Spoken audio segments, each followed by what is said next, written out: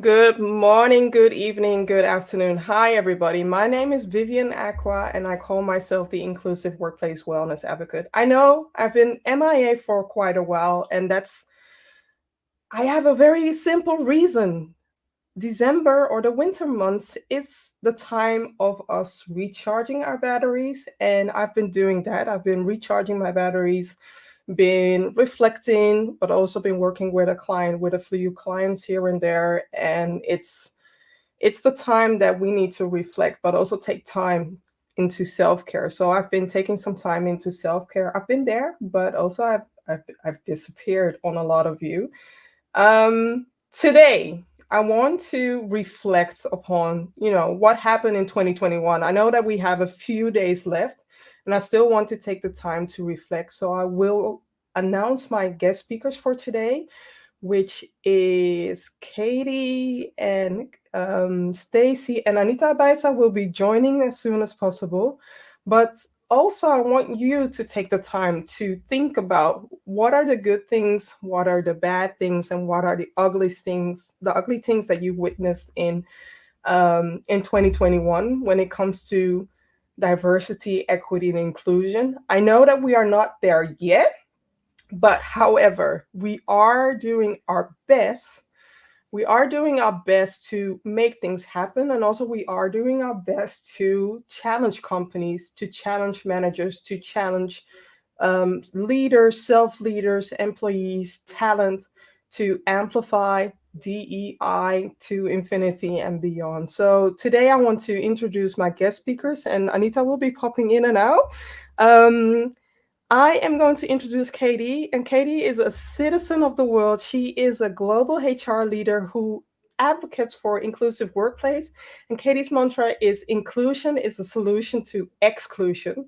Her mission in life is to break the silence of invisible inequality and neutralizing biases. Anita Abaisa will be joining us soon. Anita is the founder of Abaisa VR, and she's also a professional upgrader who challenges the status quo to upgrade with her. She makes learning more effective and fun by tackling social issues by using VR. And Anita is also my partner when it comes to the Amplify Empathy program. Stacy Bernal is a global change instigator who is passionate about diversity, equity, and inclusion and belonging, and she empowers audiences one uncomfortable conversation at a time. So know that Anita and Stacy, they are previous Amplify DEI speakers, and I'm hoping to get Khady for next year, 2022 speaker. But today, let's start with Khady. And Khady, why do we need to humanize the workplace? What's in it for you? Thank you, Vivian, for the question. I think I would start answering by another question. Why Mm, not? yeah, Why yeah, not? yeah, Right? And yeah. if we think about the workplace is our people. So when we think about humanizing the workplace, what does it mean? Mm-hmm, Personally, it means that first of all, we are acknowledging the people that we are working with and that we do business with, being employees, service providers, communities we work with. That's number one. And the most effective way of humanizing the workplace is really by um, praising, recognizing what our people are doing, the way that we interact with them, we communicate, um, recognizing them because um, being in HR for 20 years now, I would say it's not about human resources. It's about human relations. How do you mm. connect with people? They make the difference. So we need to value them more than ever. So this is really why I believe that it's important to stay human and we may remind ourselves that we are human beings first before being working employees in an organization. I like that you share that HR needs to redefine, the definition of the meaning instead of, looking at human resources, which I totally hate, and going back to human relations, because those relations can create or break a company, can make and break a company. And given the fact that so many people are able to share their discomfort, but also share the joy, share what's happening to them, share the positive, the good, the bad, and the ugly on different platforms, it's forever to stay. So, what is it that you want your company to be known for? Is it a company where people can be themselves, or is it a company where people are sharing that it's toxic, which I've been seeing lately? So, thank you for emphasizing the human relationship part. Stacy. I agree with all of that. And I think, people want to feel a sense of belonging. Mm, We want to be a part of something.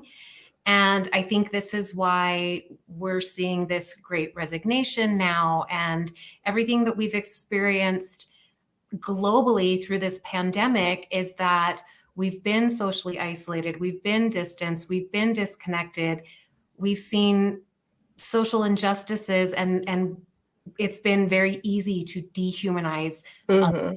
the people who Yeah. feel like, if you're on this side, we're enemies. And it's spilling over into our workplaces. We have to get back to humanizing our people, that they feel they can show up authentically, that they can belong and be valued and be seen. And I mean, that's why we're having issues with employment right now, is I think people have finally awakened in the past couple of years and said, I don't want to be somewhere where I'm not valued and I don't belong. And it shouldn't be such a fight to feel like we have a place um, in our workplaces. So it's just so important that companies and organizations are treating their employees well, and getting down to that, the human factor. We are all human. How can we be seen and be valued? I like that, because when I started my career 20 years ago, and for the sake of curiosity, I'm 41, so that you know that I started my career when I was 20. And at the time, it was about you showing up for work, doing your 9 to 5, especially for me in a domain that I was working as a consultant in accountancy for a huge firm. It was do your job, don't complain, and keep it to yourself, because the moment that you are sharing something, you know that you will be kicked out, or you'll be the person with a lot of burden, and a person who has to go through this. And nowadays I'm seeing a difference. I'm seeing people, even though they know um, what the penalties can be, and in some cases there are no penalties, they are still speaking up. Why? Because they want to prevent it for themselves, but also they want to teach the companies a valuable lesson. Now, not every day, not it's not all the time that people perceive that as a positive thing. I do want to say that I see canceling out as a positive thing, because if people are not listening, and the people were sharing that as a let's say from a canceling in perspective, and nobody listened, it leads them to only one resort, and that is speaking up. So be mindful when people are canceling out. Most of the time they utilize other cards. I'm not saying all the time, but most of the time they utilize other cards, and who wasn't listening to them, right? So thank you. Anita. Hello. Hi. Why do we need to humanize the workplace? We spend a lot of time in the workplace, and actually, if you look at the hours in the hours a week, we spend the most time um, in the workplace. So I think if you value your company and what it stands for, you should humanize the workplace, or else people um, won't be able to help you succeed as a company. They're investing their time there, so the thing you could do, at least as a leader, is humanize the workplace for the sake of your business, but also for the sake of your employees. They're your most valuable asset. I like that. And also getting to the first question, and I'll start with you, Anita. What is it that you are taking away from 2021? What's the good when it comes to DEI? What's the good thing that you notice or that you have read? And what is the lesson that you learned from that? Um, we think we see a lot, but there's a lot of things we don't see and don't know about. We think we have an ID, but actually we don't have an ID. Um, and for us to get that ID is to ask more often, get into conversation with other people and ask. We should stop doing the statements and ask, have real conversation with real people, and keeping our curiosity. I think this year, normally I do value my curiosity, but this year even more, I really value my curiosity, and I have to amplify my curiosity. And I think one of the best lessons is, although I know everyone has biases, and a lot of people are trying to be aware of it. It's a hard job. It's hard. Um, but focusing on being aware of it, that's the best thing you could do, and we should always keep that in mind. And therefore, be curious and ask questions. So that's the good thing I saw in 2021 that is already starting to happen. But let's continue that in 2022 also. Mm-hmm. And I will add something because I recently partnered with Anita. I partnered with Anita for a while now, but one of the things, one of the collaborations that we had is amplifying empathy, where it's easy to judge people when you never have experienced what they have experienced. So to make it easier for others, and it doesn't matter who the other is, it can be the white people, it can be me as a black woman, it can be somebody from an Asian root, it can be anybody, any person, people, binary, non-binary, people from the LGBT community. Every person has biases. And as long as you are not aware of these biases, and as long as you don't realize the hurt, not the hurt on top of the iceberg, but the painful, the hurting part is what lays below the iceberg, because that is killing a person from the inside. And once you experience that from a short training perspective, where you are the other, where you are being denied, when you are dealing with microaggression, when you are literally standing in somebody else's their shoes and seeing that, that's amazing. That's amazing. So I have a guest who isn't small anymore, but he's coming here. It's Orlando's bedtime. Orlando is my son. You might see him. Yeah, he's a little bit lower. I'm standing on the. This is Orlando. Hi, Orlando. Zeg eens hallo. Hello. So it's his Hello. bedtime. Wilt rusten. Yeah. He asked to be here. He hasn't been on the show for a while, but he really wanted to be here as well. So yeah, Orlando is the reason why I do what I do. So I really like that. And also, it's important for you to open yourself and make yourself, let's say, curious. Like Anita said, right? Make yourself curious into what can you learn from the other. And after this experience, you cannot unsee what you saw. You cannot unsee what you witnessed, and you cannot unsee to the point where you don't do anything. And that's how powerful this is. But I want to bring it over to Stacy. Thank you. This is a hard space to work in. It really is emotionally draining. But the good is that from what I'm seeing is more people and organizations are willing to engage in the conversation. Mm-hmm. They know, that we have work to do, that they want to do better. And so I'm definitely seeing that good. And for me, sometimes I feel like, especially in my community, like I am really in an uphill battle. I am a woman of color in a predominantly white male patriarchal community, and it's yeah, it's hard, but I've connected with you, your community, others who are doing this work, and that fills me up and gives me hope. So that's the good. That's the good that I get to be a part of. And know, like you and for your son, my 16-year-old is autistic, and I I say in my trainings that I cannot change him to fit into the world. So my job is to Exactly. change the world to fit for him. So um, that's why we're here, right? That's the good. For the people that watch, I lost my awesome card. I cleaned up my room and apparently I did it too well. So see this card as my awesome card. And thank you also, Stacy, for sharing that because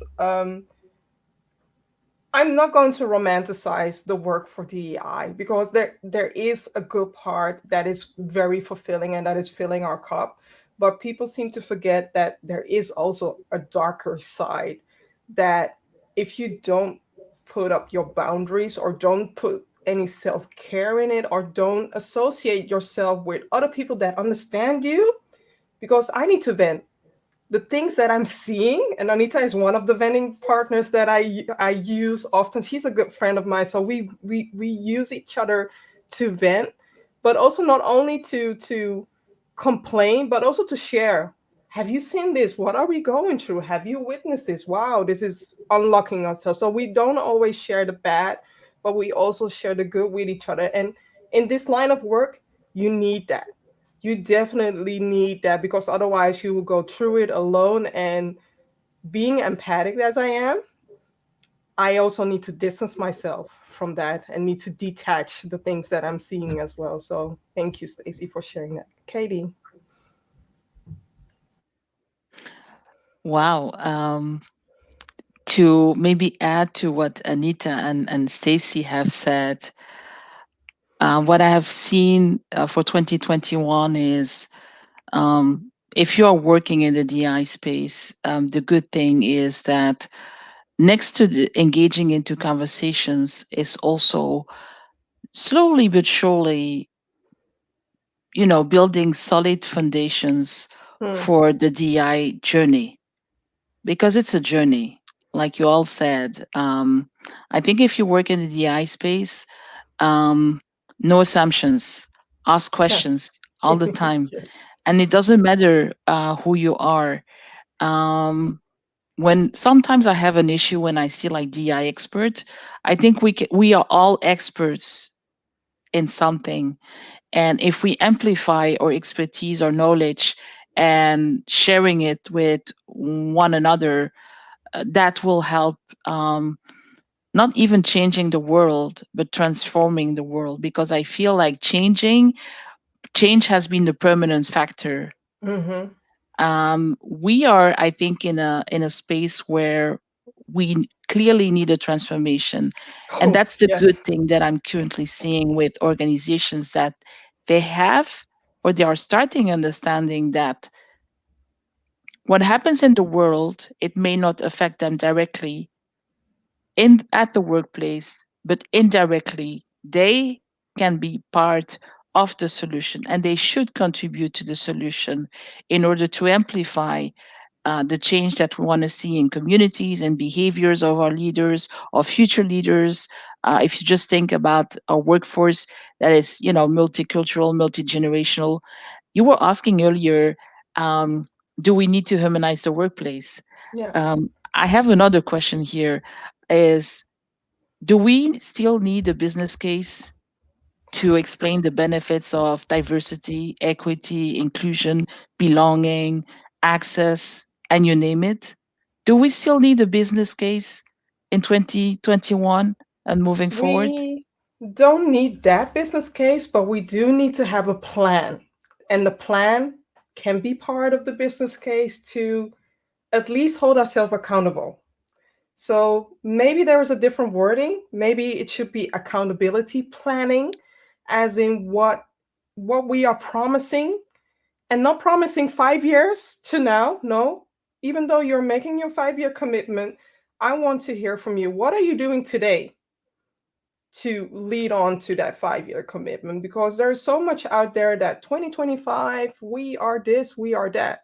But I'm curious, what steps are you making today to walk towards that journey, to make that commitment, but also to show others that you're doing it? And thank you, Khady, for sharing that as well.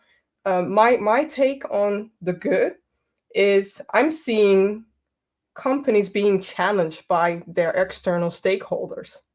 So what I'm seeing is more and more companies are willingly being more transparent, where they started, what happened this year.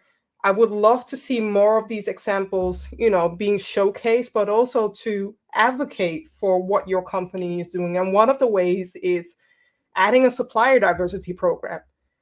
Because here in Europe, if I look through all the purchasing department, I wonder how many companies are actively supporting women of color. How many companies are actively supporting businesses with a neurodiverse founder? How many are actively supporting companies that are led by people that are different? How many? So this is a challenge for the people that are watching or listening to this episode. Challenge yourself, challenge your company. And by challenge, I mean, don't say that Vivian said that I need to advocate and that I need to, demonstrate. You can also start with, what are we doing? How can we support other people? I've seen companies reaching out with We Connect, which is a huge organization for supporting supply diversity for women, but there are also more supply diversity platforms that are supporting different people. And I wish to see more, not only in the US, because I also want to be able to support companies in Europe where more is needed. Definitely more is needed. So that's what I wanted to share. And Stacy, let's talk about the bad.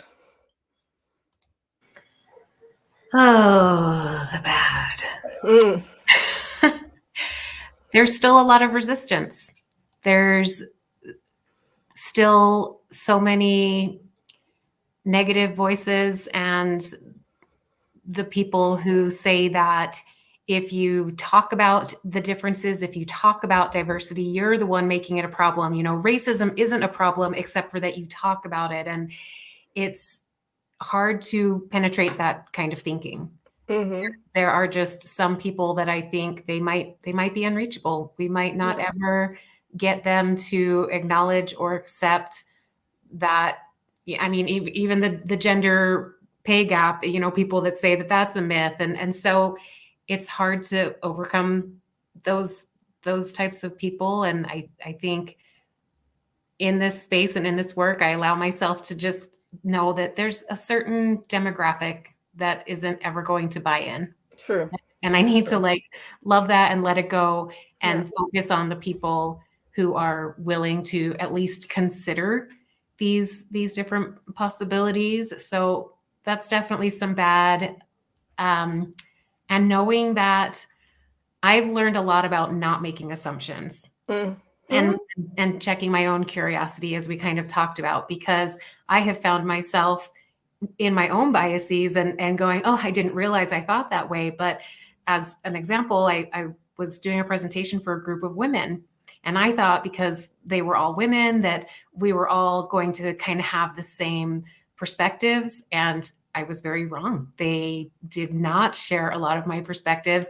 And then on the flip side, I've had men who I make assumptions about them because they are, the leaders, and they've approached me and talked about how they've learned a lot, and they were really willing to open up and to consider my lens. And I would not have necessarily thought that about them. So I've learned to really, never make assumptions. Never make assumptions about what other people's People can really surprise you. So thank you also for sharing that, especially, especially when it comes to people who are neurodiverse. And this is a confession that I made when I started early on my career. So before me looking into and me studying this inclusive behavior, I used to think of people who have tics or people who are neurodiverse or autistic.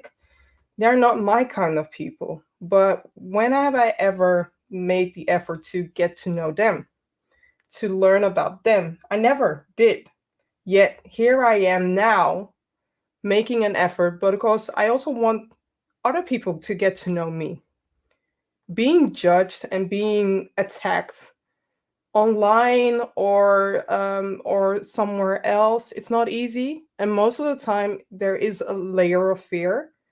And all we are asking, get to know the people before you judge them, because you don't know where they are coming from. And if I share my journey with you, your mouth will be laying there like the cartoon, when you open your mouth and then it lays there in the floor, because you don't know my lived experience. You don't know what I've been through, and you don't know that after everything that I've dealt with, I am literally still standing. And it's not easy, but I'm standing because of my son.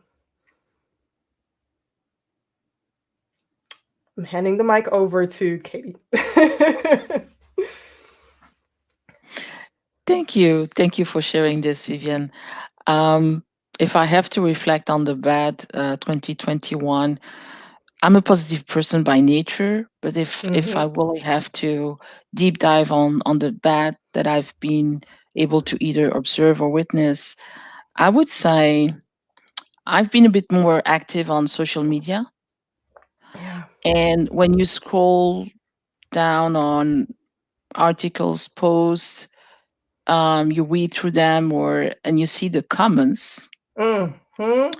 Yeah. that's where I see the bad in the comments.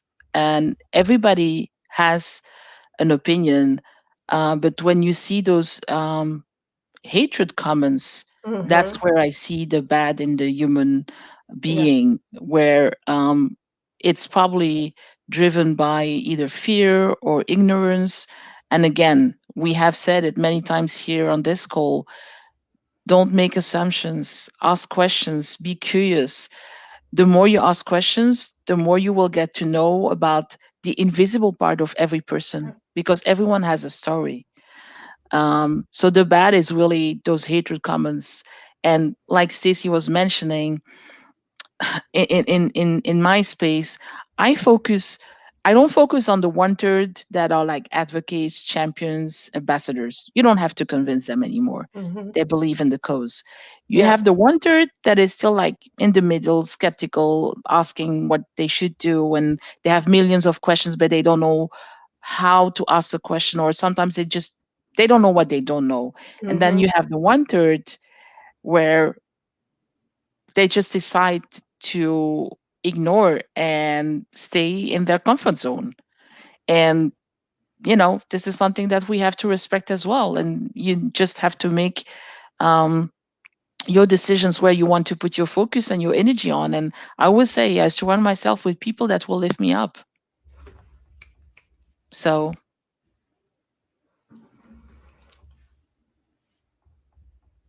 This is a show about lifting each other up. So thank you, Katie, for sharing that, because I really can feel what you are sharing. And I'm gonna hand the mic over to Anita, because this is a quote that we often share with each other as well. Yes, the bad. The bad. um, the bad is that we are, yeah, we have to be realistic, and the bad is that we just started. We're just getting started. Um, the car just started driving, and we're heading somewhere because we're on a journey. But while we're just starting, we also have to be aware that we don't stop immediately. Mm. And for that, it's what Khady says. We have to focus on certain people, not the champions, but the people who are a little bit skeptic, but also curious. The people who want to change. Um, that's what we have to focus on. But Yeah. it's hard. I'm gonna admit it's hard, and sometimes, well, when you're reading these comments indeed on social media, it's just a little bit, it's depressing. Mm-hmm. I have to be careful that I'm not losing my faith in Mm-hmm. humanity. But then I also know that whatever it is that we see on social media isn't the whole picture. True. So that keeps me going, and indeed having these conversations with like-minded people, with people who are fighting, and people who are there every day doing this work. But for the bad, we have to keep an eye on these kind of people who are, yeah, people. I don't know if they've lost their humanity. I don't think that it's that, but they can be a danger. But on Mm-hmm. the other hand, I think we all know that whenever change is coming and people are struggling, the harder they struggle, the bigger the chance that this change will be permanently. So that might also be the thing that we see, Katie. That I think these are the comments we see. The more they are filled with hatred, the more people know that things are going to change. So people are scared. But sometimes it's hard to keep that in mind. It So when it comes it to the is bad, hard. I think that is the bad, because it might help us to lose our faith, but at the same time, we're actually going the right way.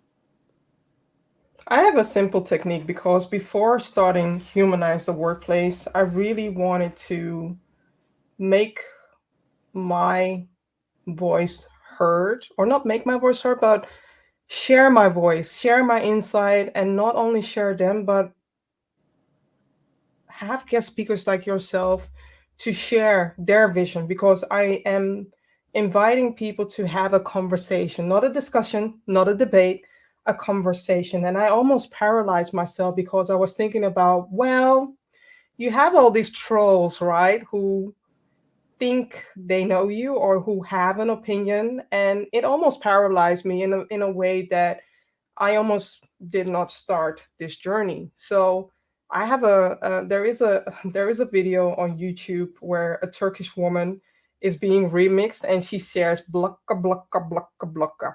So what I do when I see a comment, and I also protect my guest speakers from seeing the comment, is I block and delete you because I don't have any time. And again, I'm 41. I'm on a mission. I don't have the time to spend on your shitterate because you want to share something that is hurting you. If you want to have a conversation with me, I'm open to have a conversation as long as it's constructive. If it's not part of my constructive mindset, not today. You can hire me though to coach you. You can hire me to consult you, but I don't do the free 99 commenting because I know that that's not where I want my energy to go. That's it. I also see a lot of comments, so let me share a lot of comments. So, Katie, there's somebody loving your voice, and I see Suganda sharing. So true, much needed empathy in humans, and there's someone else sharing how to humanize, dear Stacy. Stacy, what are these factors? Could you please elaborate? Could you elaborate maybe one factor? I think one way of humanizing is allowing people to show up authentically. So, for Mm, example, if I don't provide a safe place for employees to feel like they can, if they identify as LGBTQ, if there are mental health, I mean, mental health is still such a stigma. yeah, And if someone needs to take a mental health day and there's this, well, I can't take this time off, I'm going to be in trouble, I'm going to be penalized. Like, we need to humanize all that. Mm-hmm. We need to, stop penalizing people for being human and make them feel psychologically safe and that they belong. And, it's with neurodiversity, gender differences, all of it, just being inclusive, having kindness. I really think kindness is at the heart of it. So yeah. Thank you for sharing. There was also somebody asking Anita about her meaning of humanizing the workplace. But if you look back, Anita answered that, so I'm not going to address it. Somebody shared curiosity is perfect, but in the workplace, I would not say generally. I think it depends. And also, Sean is sharing understanding your task and your audience. That's definitely the case. Salufa is sharing. Thank you, Vivian. We definitely need more support in Europe. Don't go thinking that Europe doesn't have a problem because we don't talk about it.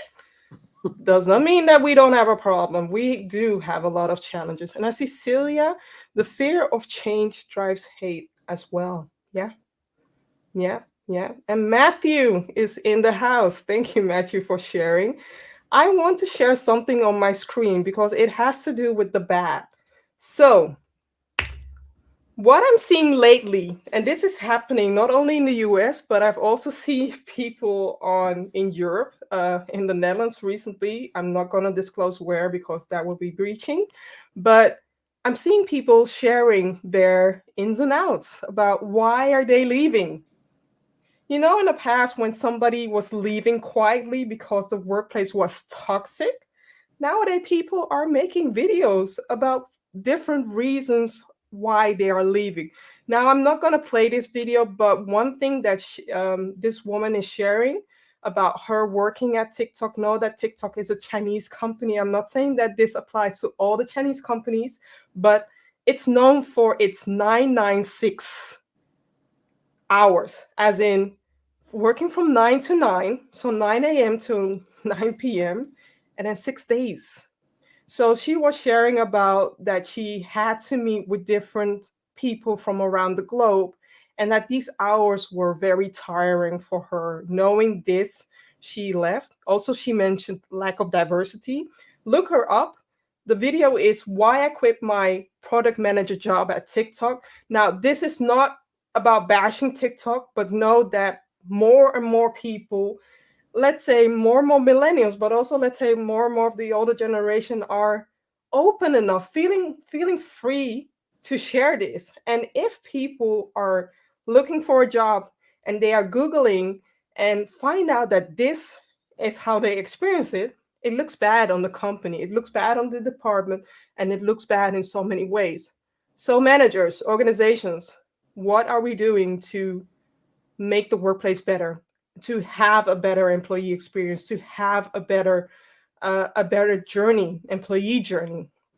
And also another thing, when somebody joins the company, you share a lot of candy and a lot of cake and a lot of goodies.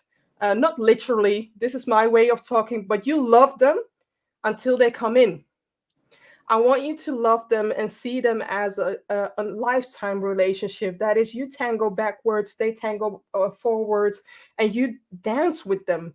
Not literally, but show the love also after 6 months, after 1 year, after 2 years. Where are you? Where do you want to be? How can I support your journey? Because it's not about people applying for the job, but they also want to be wow. They also want to see you as a company, as a manager, or as a department making the effort of building up their career as well.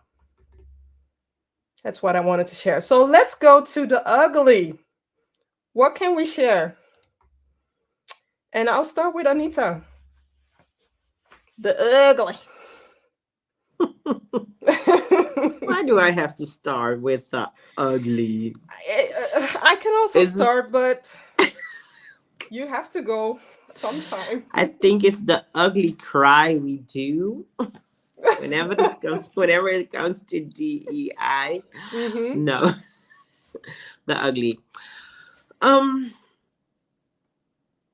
the ugliest part is that although we think of ourselves as being human, being very innovative, modern, when it comes to DEI, we're we're not even better than other animals, because it's if we really want to be modern, if we really want to be innovative, then it doesn't make sense what we're doing when it comes to DEI. That's the ugly. Yeah. Be real. What are you doing? What are you saying? Because if it's lip service that you're doing, then I would say become an anchorman or have your own podcast show or do something where lip service is valuable, because nowadays people see through your bluff and see through the words that you are saying. And even I mean, I have to hold myself accountable, right? So know that whatever you're saying, whatever you're promising, even my 8-year-old, if I make a promise, I know I'm done, because he will hold me accountable until I fulfill that promise. And that that goes the same as in businesses. What are you promising? You can promise the rainbow or start with maybe 2 colors of the rainbow and work towards inclusive. Train people to know more about being inclusive and what it means to be othered, what it means to deal with isms in the workplace. Because I don't want my son to go through that, but I also don't want other people to go through that, because there's so much hurt in that and it needs to end. True. And Thank you. that's the thing. We we often think nowadays we know everything, but Mm, still we don't know nothing. We don't yeah. know nothing about other people, and that's why we have to have these conversation. But also, often I heard about the business case of the EI, and sometimes I'm getting a little bit tired of this business case, because it's well, like I said, it doesn't make sense, even Mm-hmm. when there are so many researchers. I can't see any research anymore. I want action. I don't want another research. I just want action. Yeah. But even when it comes to that, even if the business case is already proven by so many researchers, still people aren't paying attention to it. So it's not about that. It's really not about business case. And people who want to make money on this, well, I think they probably could do this in the first phase, when it was about master classes without actions or keynotes without actions. Mm-hmm. But well, what, like I just said, the car started driving, so now we need action. So if you're attending any kind of event or training or whatever it is that you're doing, and nobody offers you some perspective of taking action, you should ask your money back. Ooh, Sounds send your harsh, but you complaints should to ask Anita your money though. back. It's Seriously. not me, it's Anita. But I do agree that every training has to end with something tangible that people can act upon from day one. They need to do something from day one, or else something never happens. So thank you for sharing The that, rest of it you Stacy. can read on Google. Stacy, do you hear that challenge? Do you agree? Yes. The ugly is that there are real world consequences to not addressing these issues. Uh, Locally, here in Utah, and this became a national headline in November, a young 10-year-old Black autistic girl took her own life. Yeah. And it was the result of bullying. It was the result of racism. It was the result of ableism. It was the result of the school system and her teacher and the principal and the administration. It was a culture that let her down. Yeah. It was a whole system. And like that broke me, hearing about this girl's death. And we need to do something about that. Mm-hmm. Like, that's why I do what I do, because, you know, we talk about our implicit biases, we talk about discrimination, they trickle down and they're Mhm. impacting our kids. And if we don't start changing this now, I mean, for a 10-year-old to feel that so much, to feel that sense of hopelessness. And I mean, she told her mom that she could tell her teacher didn't like her. And I, you know, that's the ugly. That's the ugly, is that it's hurting people. It's hurting, you know, anyone who's different, the LGBTQ people, the disabled people. So, you know, I feel like there are days where I want to wallow in my sadness, but I need to take that sadness and that anger Turn and it into power. me. Yeah, let it fill you. Yeah, I get you. I get you. And I heard about that story as well, which isn't the first and unfortunately not the last, but I want us to be encouraged by doing better. That's it. Yep. Khady. Thank you, Stacy. Khady.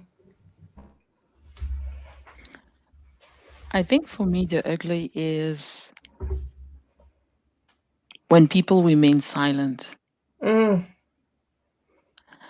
and when we accept the unacceptable. yeah, If you just think about this statement that we hear all the time, particularly if you are in the DI space around unconscious bias, and we say, oh, everyone has biases. Well, let me tell you something. Once you know that you have biases, what are you doing with it? yeah, Because your unconscious bias becomes conscious, and that's where the danger is. Because you feel so comfortable by hearing all the time that everyone has biases that you feel normal not doing anything about it. So that's really the ugly for me. Um, Also, listening to Stacy, it's the difference between intent and impact. mm-hmm, yeah, How you treat people, how you make people feel is so important. And you said it earlier, Vivian, so well. You can make someone or break someone. yeah, So that's the ugly for me. And, you know, I can share so many stories of things that I have experienced myself, but we don't have the time for that. But having this platform here with the four of us, sharing our knowledge or some of our wisdom is so important. But everyone has a story, exactly. regardless. And you don't need to have experienced something. You may not be able to share something that a lived experience, but you still may be able or in a position where you can listen and learn and expand your own network. Yeah, Um, if you think about the ugly, it's just think about COVID-19. mm, There was a vaccine for COVID. There was no vaccine against racism that is universal. yeah. That's yeah. I'm speechless, but it also ties into what I'm about to share. I also have something ugly to share, and that is this part. I think you all have seen.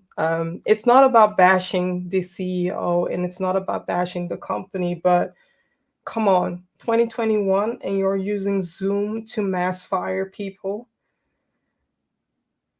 Khady just shared right now how you made them feel, and it ties into Maya Angelou. It's not what you say, it's not what you do, it's how you make people feel. And if this is the way that you want to leave people by mass firing them on Zoom, I mean, come on. How ugly can this go? How ugly than this? I mean, I'm certain that there are more uglier stories, but to me, this is what hitting rock bottom, because it happened in 2022 where a company was being bashed because of this, and learning from that, apparently the CEO has never read that story and thought it was good to do that, where there are so many human ways to deliver this message. So I'm hoping that in 2022, I don't want to see this story again. I don't want to see any Zoom or any other platform where you mass fire people, because firing people or letting people go, it's a personal matter. Whatever the reason is, you can still treat people and fire them in a human way. Because this will come back. Maybe not now, but it will come back later on. And I truly believe in karma as well. So I just wanted to share that. I also see a lot of comments coming here. Segunda is sharing, it's not work that makes you leave the company, but the people you are working along. People make culture. Workspace impact your mental well-being. And that's so true. That's so true. The majority people are leaving their manager. So here's a challenge for the company that are rethinking the performance rating or review of the manager, maybe adding how many people are leaving the company and how many, what's the diversity ratio from that team, and making managers accountable for the leakage within their team. Because if there are many Black women leaving their team, or if there are many people with neurodiversity, or if they aren't hiring, keeping the age aspect evenly, there is something happening there that is causing your company bad press. Are you willing to save the manager, or are you willing to uphold your inclusive brand? That's something that you have to ask yourself as well. So thank you, Suguna, for sharing that. I see Celia, who has been a previous guest. Sadly, 2021 has already seen at least 50 transgender or gender variant people fatally shot or killed by other violent means. The majority of these people were Black and Latinx transgender women. And let's do our best to protect these transgender women in the future. Let's do our best, because 2021, it's not the space, or 2022, it's not the space where we are not valuing people who identify themselves in a different way. That's it. That's it. And also Sagunai sharing how nicely you are all putting your life lessons. So thank you all for sharing that. And I am so grateful for you all sharing personal insights, but also sharing the good, the bad, and the ugly. It sounds almost like a movie. It's not going to be a movie, because we at least I hope that you all agree with this, we want you all to do better. We all want you all to learn from these lessons and do better. And don't feel like you need to wait until the organization or until your manager says something, because you as an individual, you have power as well. What you do with that power, like Peter, what is it? Peter Parker is saying, his uncle is saying, right? You, with great power comes great responsibility, and we all have great power within us. Any last words, Khady? I would say that every action counts, and it's now and it's us Mm, together. love that. Thank you. Stacy? I want to echo all of these sentiments, and absolutely, we are all capable and we have the power, right? As you said, we've been watching all the Spider-Mans too. Yes, exactly. Boy, mom. I think that for a lot of people, they do feel like, well, I'm only one person. What difference can I make? And whatever it is, you start within your family, your social circles, you have a voice and you have power. Yeah. I hope everyone takes that away. And to echo also what Stacy says, even though I started out as one, I connected myself with Anita and connected myself with other people and connected with like-minded people. Find your change makers, find the advocates that share the same fire, share the same passion, share the same dream, because together you stand so much stronger than being alone. So start on LinkedIn, maybe on Twitter or maybe on other platforms, and build a relationship also as well. Anita.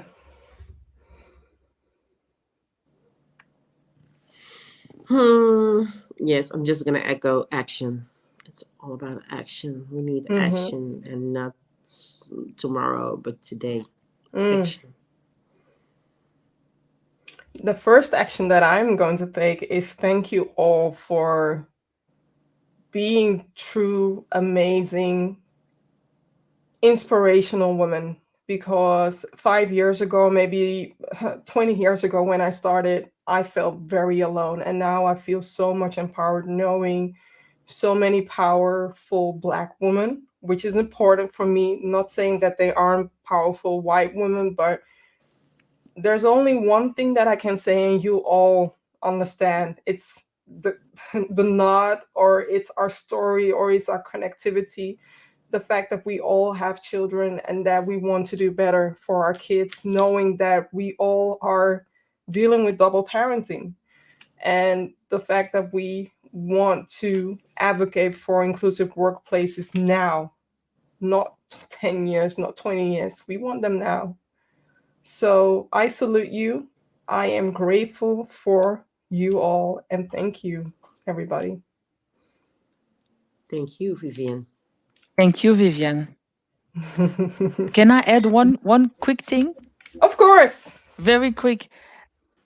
We talked about authenticity, Mm, and I would like really the audience to take away that everything you do, mm, particularly in the space of diversity, equity, inclusion, and yeah. belonging, you should be consistently authentic in what you do. That's the most important currency and the long term strategy. Be Hmm. intentional in what you do. That's really important. Yeah. Because if you're telling me that you want to advocate for me or you want to be my ally, I mean, it's not a hat that you wear, you wake up and say, oh, I want to become your ally.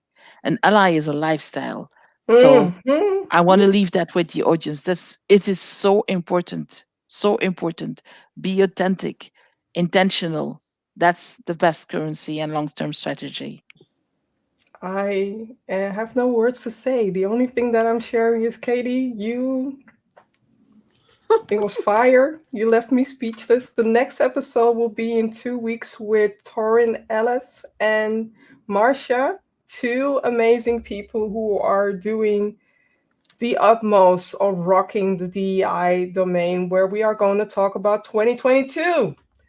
What do we need to do to amplify diversity, equity, and inclusion? But for now, I wish you adieu, goodbye, and hope to see you in the next year with a lot of fuel. And um, I hope that you challenge yourself to become more inclusive in 2022, and wish you a healthy new year.